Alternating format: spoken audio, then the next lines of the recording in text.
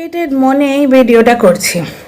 মানে ব্লগারগুলোর হয়েছে কি গো, বড় ইজি এরা নেম ফেম এবং পয়সা সব কিছু পেয়ে যায়, তো বড় ইজিতে পেয়ে যায়। ইজিতে কেন বলছি, এদের যে মেহনত হয় না তা নয়, কিন্তু একটা মানে লাখ লাখ টাকা রোজগার করার জন্যে এবং একটা রেকগনিশন এবং নেম এবং ফেম পাওয়ার জন্যে বাস্তব ক্ষেত্রে বাস্তবের মাটিতে দাঁড়িয়ে জীবনযুদ্ধে ব্যস্ত যে মানুষগুলো, তাদের থেকে অনেক কম মেহনতে এরা জিনিসগুলো পেয়ে যায়। তোমরা এই ঝামনের কেসটাই দেখো,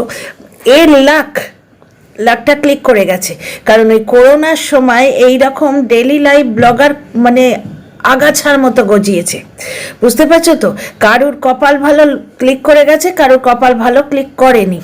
কিন্তু এই কপালটাকে না এরা মানতে পারে না, এরা বুঝতে পারে না যে কপালের নাম গোপাল। এই কথাটা আমি শিখেছি একজনের কাছ থেকে, ওয়াইটিতে। এসব ভাষা আমার জানা ছিল না।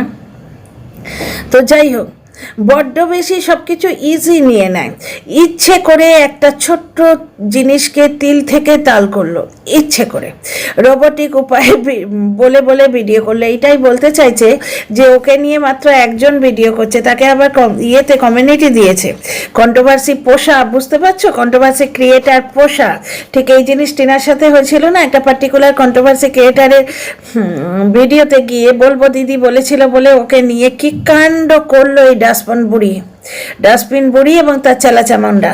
এরা তো গ্রুপে আসে শেয়ালের মতো। তো যাই হোক, একটা জিনিস দেখো, ঝামনের বাড়িতে যে 6টার সময় গেছিল, সেই মহিলা ঝামনকে খুব ভালো করে চেনে। তার মানে কি, সে ওয়াইটিতে বেশ সড়গড়, ওয়াইটিতে থাকে, ওয়াইটিটা দেখে। তাহলে তাকে নিয়ে ঝামন এত কথা বলল, এবং ওই কথাটা থেকে 3 দিন ধরে কন্ট্রোভার্সি চলছে, ওয়াইটিতে থামছে না। সেই মহিলা নিশ্চয়ই ফলো করছে এটা, কোথাও না কোথাও একটা কমেন্ট লিখতো, তো তার ইগোতে হার্ট হতো, কোথাও কিছু হতো। এই যে তোমার খ্যাঁকশিয়াল যেমন ওই ড্রেনালিকে নিয়ে ভিডিও করেছে, মানে ড্রেনালির অসভ্যতা চোখে পড়েছে, ও খ্যাঁকশিয়াল ওকে নিয়ে ভিডিও করেছে। ড্রেনালি কিন্তু রিয়্যাক্ট করেছে, ও খ্যাঁকশিয়ালের থেকে ও নোংরা একটা কমেন্ট বক্স খুঁজে নিয়েছে, নিয়ে সেখানে গিয়ে নিজের বিষ ঝাড়ছে। মানে কি, যে ওয়াইটিতে পুরোপুরি সড়গড় থাকছে, সে কোথাও না কোথাও নিজের যে বিষটা, নিজের যে নোংরামোটা, সেটা ভেন্ট আউট করা, মানে উগড়ে দেয়ার একটা জায়গা খুঁজে নেয়। কিন্তু আজকে সকাল 6টার সময় বাড়িতে গিয়ে বেল বাজিয়েছে বলে ঝামন একদম পুরো 4 লাখ দর্শকের গোষ্ঠী তুষ্টি করে দিল। সেই মহিলা মুখে কুলুপ বেঁধে বসে আছে, কুলুপ মেটে বসে আছে। হয়, তার মানে আমার মনে হচ্ছে কি জানো তো, সকাল 6টায় কেউ যায়নি, কোলে বাচ্চা নিয়ে নাকি সকাল 6টায় কেউ গেছে। তার নিজের তো একটা কনভিনিয়েন্স আছে, ওইটুকু বাচ্চাকে নিয়ে সকাল 6টায় সে যেতে পারবে, কেন যাবে? ঝামন তো শাহরুখ খান নয়। এইখানেই ভুল করে ফেলে আমাদের আদরের যে মানুষগুলো না, এই যে আদরটা দিয়েছি বলেই কিন্তু আজকে এরা আদরে বাঁদর হয়েছে। আজকে কোটিপতির ভিডিও থাম্বনেল দেখলাম, ভেতরে এখন ঢুকিনি, ওটা নিয়ে পরে বলবো, আজকে বোধহয় সম্ভব হবে না। এমনিতেও তো তোমরা ভালো করে দেখছো না, ভিউয়ের যা অবস্থা, আস্তে আস্তে মোটিভেশন কমে যাচ্ছে। বুঝতে পারছো তো? তারপর ভাবলাম যে the show must go on, মানে আমার কাজটা আমি করে যাই, তাই একটা ভিডিও দিতে এলাম।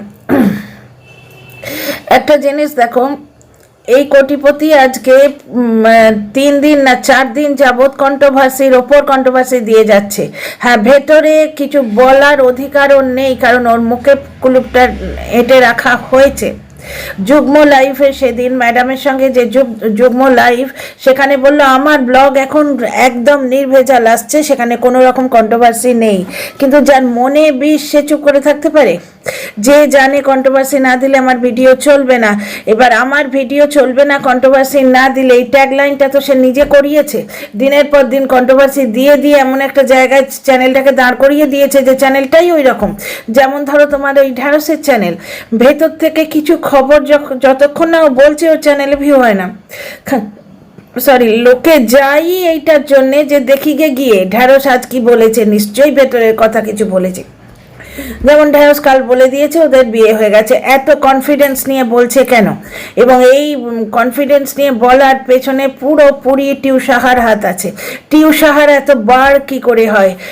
বিদেশি ছোট ভাই মানে ওই ঢেঁড়স স্পষ্টভাবে বলে দিয়েছে ওর পেছনে কোনো একজন জায়গার মানুষের, মুরব্বী মানুষের হাত আছে এবং একটা ব্লগারের হাত তো আছেই।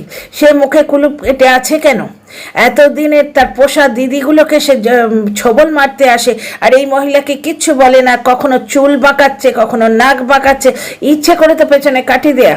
কখনো আমি মঞ্জুলিকা বলতে এসছে, তাই না? ঠিক সেই জিনিসটি ঝামন করছে। প্রথমে হাজব্যান্ড ওয়াইফ মিয়া বিবি দুজনে মিলে বেশ করেছি, গাল দিয়েছি, বলবই তো।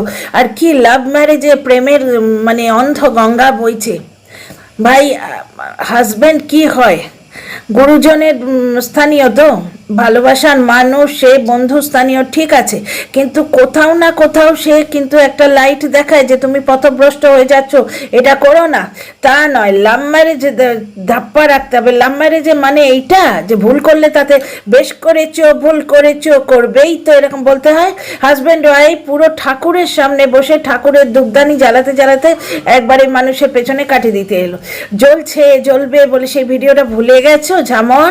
যেমন শোনা ভুলে গেছো? আজকে বড় মায়ের বুকে ব্যথা লাগছে না? মেয়েকে ইনস্টাগ্রামে কেউ গালিগালাজ করছে। বাই দা ওয়ে, এখানে একটা ডিসক্লেমার দিয়ে দিই, আমি নিজেও একটা মা, সুতরাং একটা বাচ্চা মেয়েকে ইনস্টাগ্রামে যা তা বলাটা আমি কিন্তু ঠিক প্রেফার করছি না। এটা আমার পার্সোনাল পয়েন্ট অফ ভিউ। এই দেখো না কত নোংরা আছে, এই ডাস্টবিন বুড়ি, তারপরে এর পাছাটা দালালগুলো রয়েছে, আমাকে নিয়ে, আমার ছেলেকে নিয়ে কত কথা বলে। আমি এদের সন্তান টানি না কখনো, এদের অশিক্ষা কুশিক্ষা এরা বলে, কিন্তু আমার শিক্ষায় ছোট বাচ্চা যারা সন্তান তুল্য তাদের নিয়ে কিছু বলা আমার শিক্ষায় কুলোয় না। যদিও ঝামন তার মেয়েকেও কিন্তু ইনক্লুড করেছে কন্ট্রোভার্সি দিতে গিয়ে। একটা জিনিস বলো তো ডিয়ার ফ্রেন্ডস, আমরা কি দুনিয়াকে বদলাতে পারবো? দুনিয়ার মতো করে আমাদের চলতে হবে। তখন আমরা কি বলতাম যে না বাপু, শাড়ি না পরি, অন্তত সালোয়ার কামিজ পরে যায়, এই এলাকাটা ভালো নয়। ঠিক সেই রকম একটি মেয়ের মা, সে একটু সামলে থাকবে না? কন্ট্রোভার্সির মধ্যে মেয়েটিকে ইনক্লুড করছে। যদিও আমি পার্সোনালি বারবার বলছি যে একটি বাচ্চা মেয়েকে ইনস্টাগ্রামে বা ফেসবুকে খুঁজে নিয়ে গালিগালাজ করাটা ঠিক নয়, এমন কাণ্ড করা ঠিক নয় যে সে ফেসবুক বা ইনস্টাগ্রাম বন্ধ করে দিতে বাধ্য হয়। প্রবলেমটা তার মার সঙ্গে, তার সঙ্গে নয়। ঠিক আছে? অভিমন্যু বধ করাটাকে কোনোদিনই সাপোর্ট করা যায় না। সন্তানদের মানে নিজেদের কাজিয়া থেকে বাইরে রাখা হোক প্লিজ, ঠিক আছে? তবু ওই ঝামনকে আমি যেটা বলতে চাইবো যে তুমি তো সন্তানের মা, তোমায় তো সাবধানে থাকতে হতো। তুমি জানো না ওয়াইটির কি অবস্থা? আজকে একটি ব্লগার, সে হোয়াটসঅ্যাপ চ্যাট করে খুবই অন্যায় কাজ করেছে, কিন্তু তার পেছনে নানা রিজন আছে, বাদ দাও। 1.5 বছর ধরে কন্ট্রোভার্সি চলছে এই নিয়ে, কিন্তু সেই ব্লগারটির মা, সেই ব্লগারটির বৃদ্ধা ঠাকুমা, তার বাবা, তার বৌদি, তার দাদা, কাউকে এরা ছেড়েছে? 65 বছরের ঠাকুমাকে নিয়ে ওই ঢ্যাঁড়স কি অশ্লীল কথাবার্তা বলেছে। ওয়াইটিতে এত বছর ধরে রয়েছে, তোমাকে আমি অনেক দিন আগে থেকে দেখছি, তুমি জানো না ওয়াইটির কাজ কারবারগুলো? জানো না? এক সময় কি মনে হয় জানো তো, তোমাদের মতো এই সমস্ত ব্লগারদের না পাখনা গজায়, পাখা গজায়।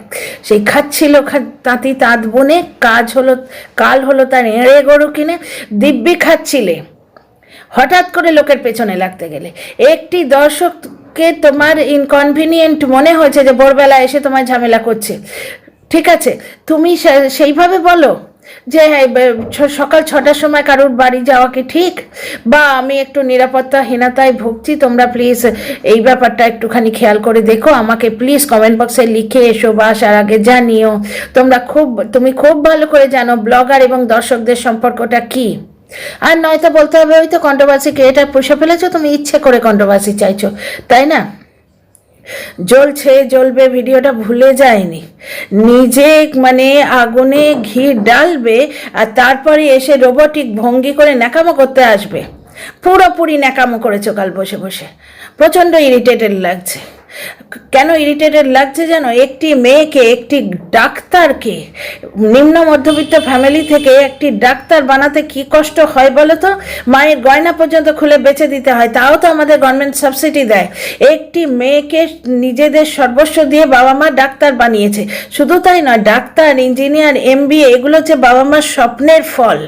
সেই স্বপ্নের প্রসাদ সেই মেয়েটি কোনো মানে ছোট ছোট ড্রেস পরে বিচে ঘুরছিল না, সে তার কর্মক্ষেত্রে ছিল। তারপরের ঘটনা তোমরা সবাই জানো। একজন বড় তারকা নিজেকে মানে অত্যন্ত কাজ করার পর এক্সস্টেড ফিল করে বলেছিলেন, I am feeling like a raped woman. কি প্রচণ্ড ওই নিয়ে কন্ট্রোভার্সি হয়েছিল, তোমরা শুনেছো তো?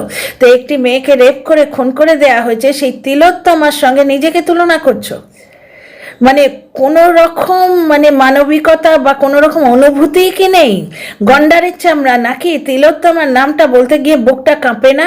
কত মানুষ এখনো ডিপি কালো করে রেখেছে। তোমার সঙ্গে এমন কি হয়েছে যে তুমি নিজেকে তিলোত্তমার সঙ্গে তুলনা করো?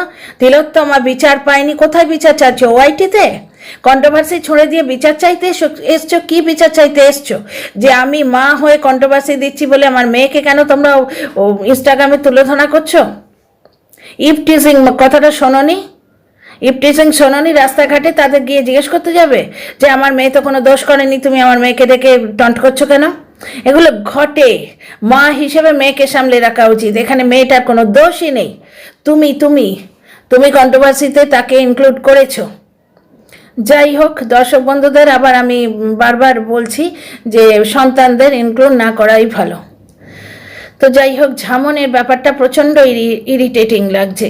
তিলোত্তমাকে নিয়ে ফট করে বলে দিল, তিলোত্তমা যেখানে বিচার পায়নি সেখানে আমি ওআইটিতে কি বিচার পাবো? ওআইটিটা কি high court, supreme court, lower court? কি ওআইটি? ওআইটিতে শুধু কুৎসা হয়, নোংরামো হয়, বাজে কথা বলা হয়। দেখো না, ভদ্রভাবে কথা বলি বলে আমার ভিডিও অনেকে পছন্দই করে না। একটু রং ঢং করতাম যদি আর একটু গালিগালাজ দিতাম তাহলে অনেক বেশি ভিউজ হতো। ওআইটিটার জায়গায় এইরকম। ওআইটিতে এসে তুমি বিচার চাইতে এসছো, অথচ বলছে না ক্ষমা চাইনি। মানে ইগোটি একবারে শর্মাথে পর, ইগোটা এখানে রেখে দিয়েছে। অথচ সে বিচার চাইতে এসছে। কিসের বিচার? 3 দিন ধরে তুমি একটা ছোট্ট তিল থেকে তাল করছো, তার মানে কি তোমার ওই 4 লাখে পৌঁছে 42,000, 52,000, 33,000 ভিউতে হচ্ছে না? না গো, ভিউতে হচ্ছে না। এখন এই যে দৌড়ে দৌড়ে যাচ্ছি, যেমন ভিডিও দিয়েছে দেখি কোথায় কি বললো। একবারে মিস হয়ে গেলে 3 বার দেখো কোত্থেকে কোন ওয়ার্ডটা থেকে কন্ট্রোভার্সি করা যায়, এটাই চেয়েছিলে না? ন্যাকামোটা করো না, বুঝতে পারছো? ন্যাকামোটা করো না। মা হিসেবে তুমি পুরোপুরি ফেলিওর। একটা মা হিসেবে তুমি তোমার সন্তানকে আগলাতে পারছো না। তুমি জানো না দুনিয়ার দস্তুর এটা? ছেড়ে দেবে?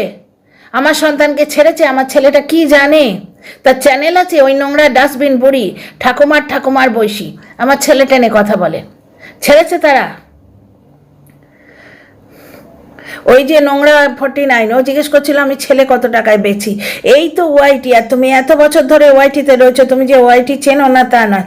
যাই হোক ডিয়ার ফ্রেন্ডস, প্রচণ্ড একটা ইরিটেশন দেখে ভিডিওটা করতে এসেছিলাম। আমার আজকে হঠাৎ করে সকালবেলা থেকে কাজ করতে করতে মনে হচ্ছে ঝামন পুরোপুরি মিথ্যে কথা বলছে। ওর বাড়িতে 6টার সময় কেউ আসেইনি। তোমরাই ভেবে দেখো না, যে মানুষ ঝামনকে চেনে তার মানে ওআইটিতে সে প্রচণ্ডভাবে অ্যাক্টিভ। আর সেই মানুষটা এত তাকে নিয়ে বলা হচ্ছে যে 6টায় এসছে, 7টায় এসছে, বাচ্চায় নিয়ে এমনভাবে এসছে, পুরো দিনটা আমার খারাপ হয়ে গেল। তারপর সেই মহিলা যার মেয়ে নাকি লুকিয়ে লুকিয়ে ভিডিও করেছে, তার প্যারেন্টিং স্টাইল, সন্তান মানুষ করার পদ্ধতি নিয়ে জ্ঞান দিতে গেছে এই মহিলা। নিজের মেয়েকে আগলাতে জানে না, পরের সন্তান কি করে মানুষ করতে হবে সেই নিয়ে জ্ঞান দিতে গেছে। সেই মহিলাও কোনো কমেন্ট করেনি। কোনো মানুষ ওই দেখ ঝামন মানে তোমাকে সেলিব্রিটি স্ট্যাটাস দিচ্ছে যেটা তুমি যোগ্য নও। তো যাই হোক ডিয়ার ফ্রেন্ডস, এই ভিডিওতে এইটুকুই। বলার তো অনেক কথা আছে, বিশাল লম্বা হয়ে যাবে। তোমাদের ভিডিও ভালো লাগলে সাবস্ক্রাইব করে পাশে থেকো।